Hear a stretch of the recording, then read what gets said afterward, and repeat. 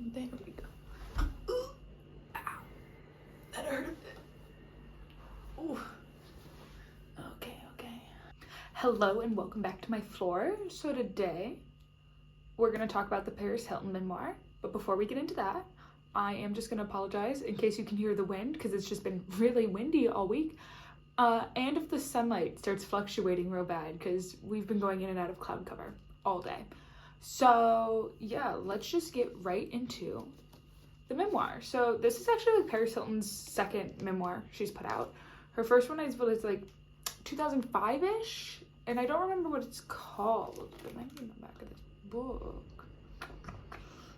It is not in the book cover because I'm too lazy to go back and find the name.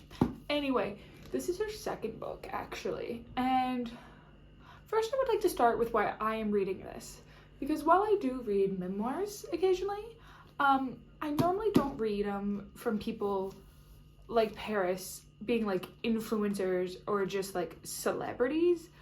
I tend to read memoirs that are related heavily to fashion designers and like about their lives. So this just normally isn't the kind I gravitate towards, but I actually decided to use it as the basis for a paper for one of my classes. So, because it had like come out the week we talked about our papers, and I was like, you know what, might as well, at least it'll be entertaining. And you know what, I was right. So now that we know why I've read the book, let's just get into my thoughts on it. I overall really enjoyed the book. I thought it was a very easy read. It very much read like you were having a conversation with somebody, or like just listening to somebody talk to you, and I really enjoyed that. It wasn't this like extravagant, like blown out, like, and then this happened, and drama.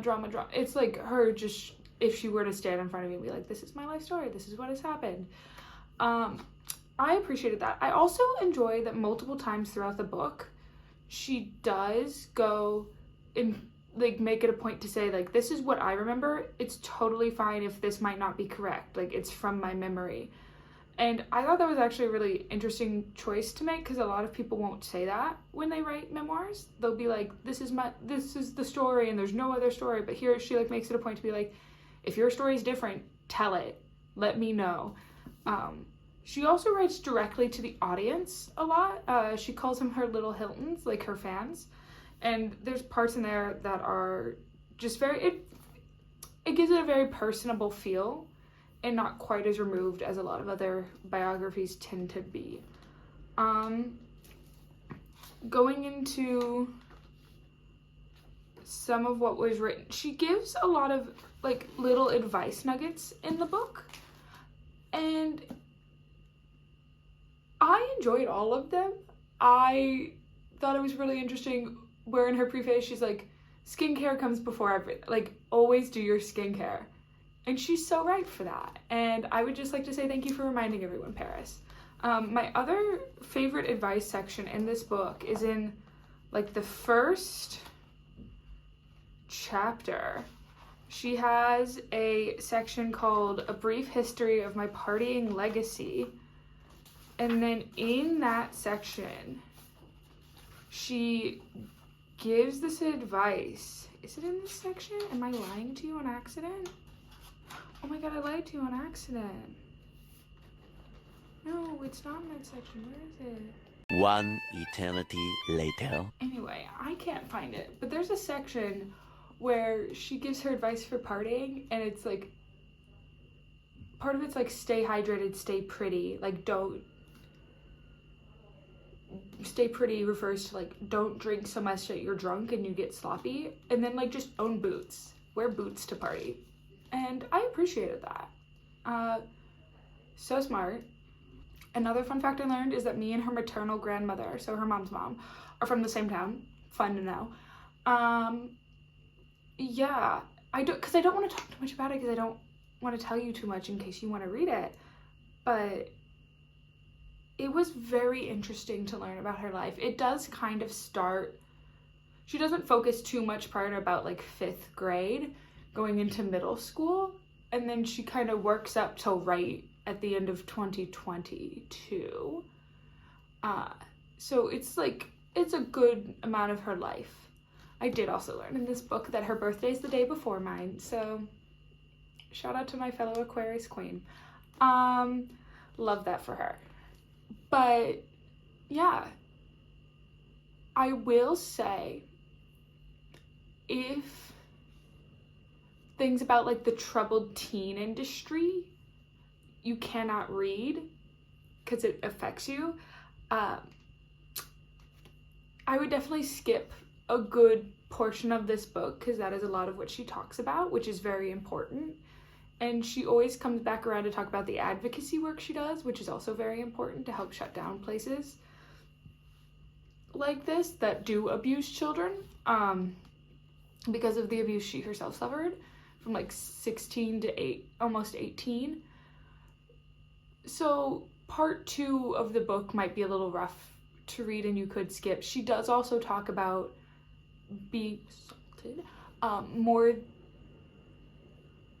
like a couple times, and like, so like there are heavier things in the book, but a lot of it's not that heavy. And even in the section about the troubled teen industry, she does make it a point to every so often kind of like fast forward to like the present and do a little bit more of an upbeat moment to then go back, which I think was really smart because it doesn't make it as heavy on the reader.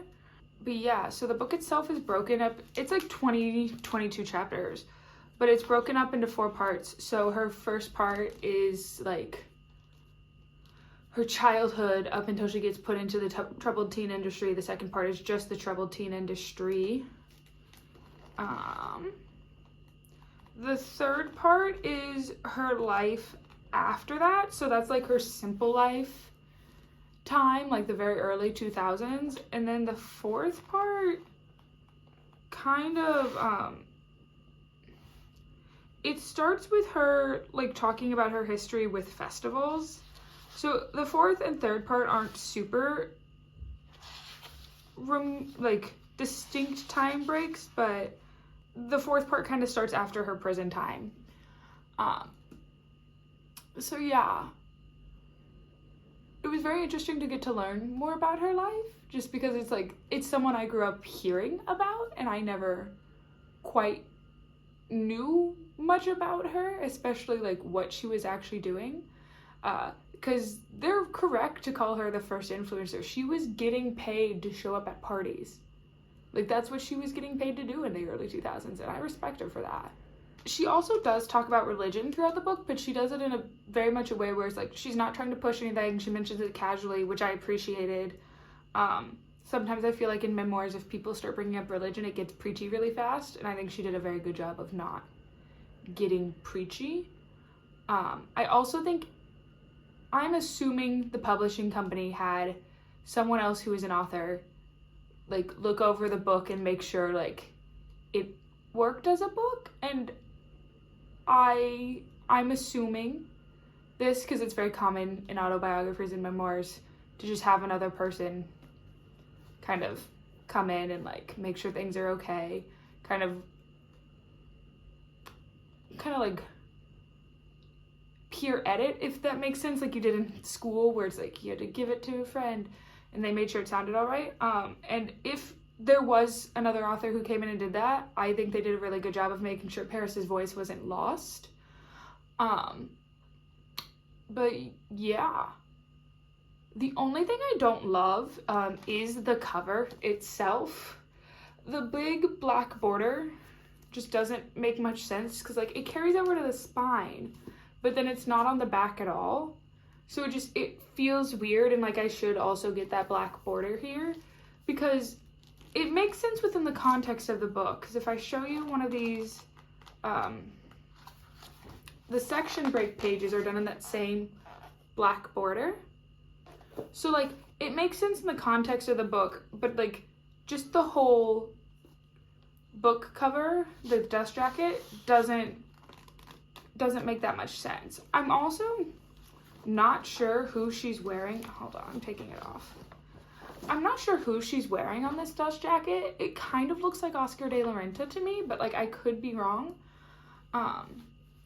I wish maybe the background had a little less going on, or maybe we didn't see that reflection of her.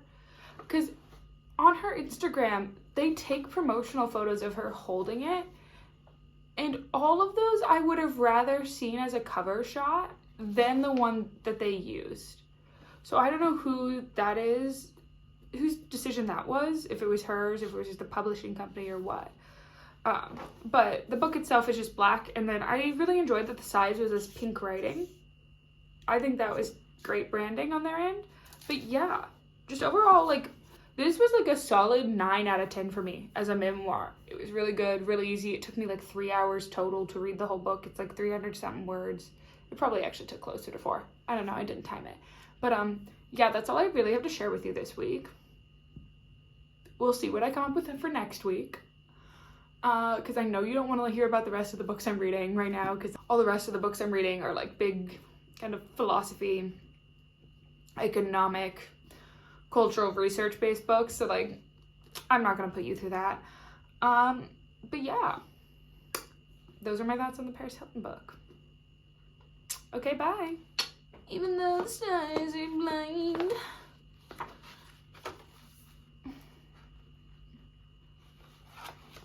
Ugh, banger. Stars Are Blind.